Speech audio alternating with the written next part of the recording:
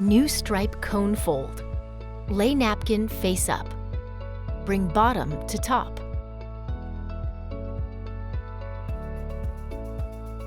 Fold left to right.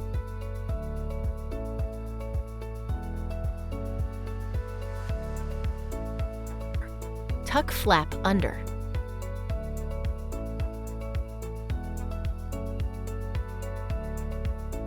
Tuck second flap under, 1 inch less. Tuck third flap under, leaving 1 inch showing. Flip over.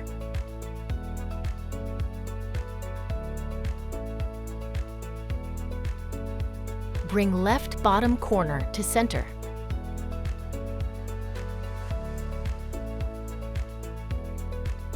Bring right side all the way to left and flip over.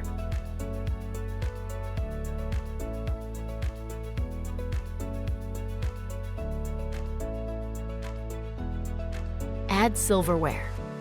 Finished.